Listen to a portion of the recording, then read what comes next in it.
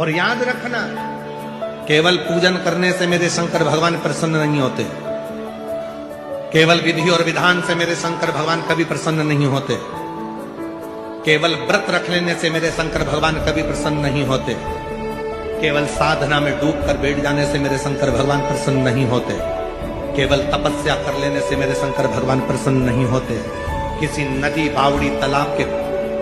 किनारे पर बैठ जाने से मेरे शंकर भगवान प्रसन्न नहीं होते। मेरे शंकर भगवान प्रसन्न तब होते हैं जब किसी गरीब के दुख में तुम सामने खड़े हो और किसी की तकलीफ में तुम कदम बढ़ाकर आगे बढ़े हो, तो शिव तुम्हारे भगवान शंकर की भक्ति करने वाले, भगवान शंकर की भक्ति में डूबने वाले, इन सब से निवेदन है, संसार सागर में आप ये चाहते हो कि मेरा शंकर मेरी झोली खुशियों से भरे, मेरा शंकर मेरे मन की बात सुने, तो एक निवेदन है, अपने घर से जल लेकर शंकर के मंदिर तक जाओ। जिसके घर का जल शंकर के मंदिर तक रोज जाता है, उसके घर के लोग कभी नीचे की ओर नहीं जाते, उन्नति की सीढ़ी पर चढ़ते चले जाते। और नवरात्र में भी अगर आपकी कोई कामना है, आपकी अगर इच्छा है, आपका मन है, तो जगत जननी की आराधना करो। पति और पत्नी में अगर क्लेश है तो जगदम्बा के मंदिर में मक्खन चढ़ाओ,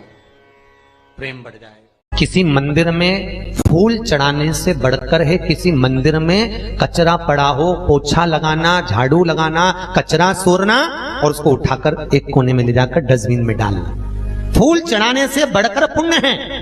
किसी आश्रम में, किसी गुरु के दरवाजे पर, किसी मंदिर में, किसी देवालय में झाड़ू पोछा लगाना। किसी मंदिर में कुंदकेश्वर महादेव का ही वर्णन किया गया, जिन बेटों की कोई 30 साल का हो गया, 35 साल का हो गया, 42 साल का हो गया, विवाह नहीं हो रहा,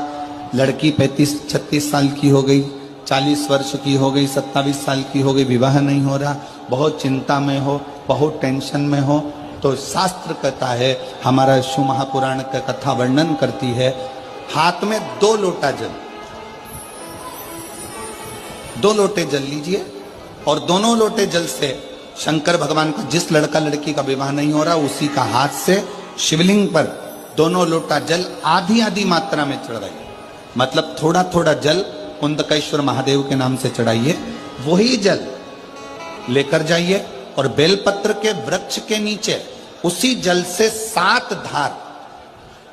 पेड़ की परिक्रमा करते हुए 7 परिक्रमा उसी जल से, दोनों लोटे जल से 7 परिक्रमा कुंदकेश्वर महादेव के नाम से करवा दीजिए, उसका विवाह होकर ही रहेगा, निश्चितता में विवाह।